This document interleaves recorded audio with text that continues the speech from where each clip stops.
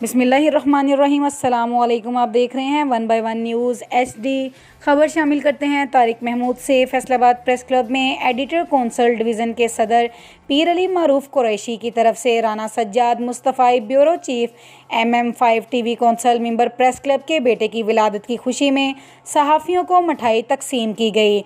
इस मौके पर एग्जीक्यूटिव कौंसल मेंबर नदीम जौदानी, अमीन चौधरी, मलक ज़हूर और दीगर सहाफ़ी भी मौजूद थे। सब सहाफ़ियों ने बेटे की तंदुरुस्ती और लंबी उम्र के लिए दुआ भी की।